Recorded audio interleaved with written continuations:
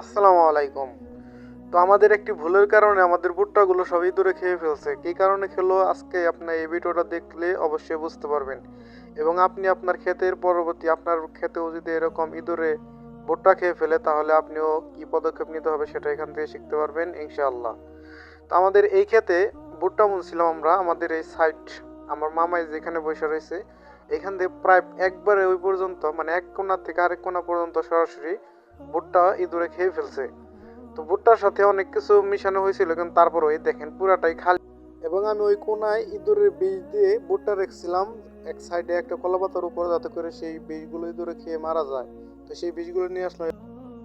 তো এবার আমরা ভুট্টার সাথে দিয়ে দিছি পুরা ডাম যেহেতু দিছি সেহেতু ভুট্টা যদি ইঁদুরে আবারও যদি খায় তাহলে দু একটা খেলেই সেই ইঁদুরগুলো মারা যাবে। তো আপনাদের ভুট্টাও যদি এভাবে ইঁদুরে খেয়ে ফেলে তাহলে কিভাবে মারবেন?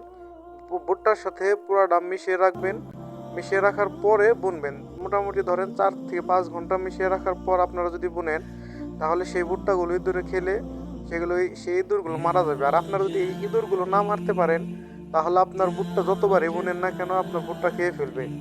এই ভুট্টার সাথে ভুট্টার পাশেই আমরা হালি ফালাইছিলাম আমাদের আরেকটা ক্ষেতে, ওই ক্ষেতেও এই ইঁদুরগুলো আমাদের হালিও খেয়ে ফেলছে।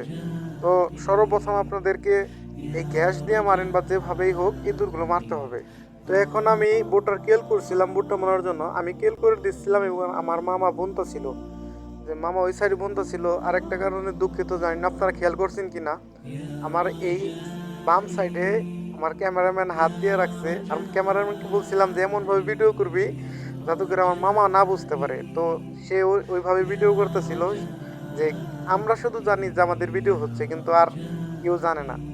তো এরকমভাবে ভিডিও করতে গিয়ে যে আমাদের এই ক্যামেরাম্যানের হাতটা একটু ইয়ে হয়েছে, আপনারা একটু দয়া করে কম্প্রোমাইজ করে নেবেন।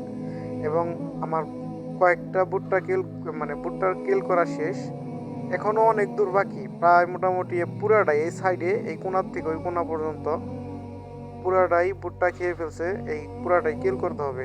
তো আজকে এক ভিডিওতে আমি সব কিছু দেখাতে পারলাম না, এই ভিডিওর আরেকটা দ্বিতীয় পার্ট থাকবে। ইঁদুর থেকে কীভাবে ভুট্টা সংরক্ষণ করবেন এই পার্টে নামে আরেকটি ভিডিও আমি দেবো ইনশাল্লাহ।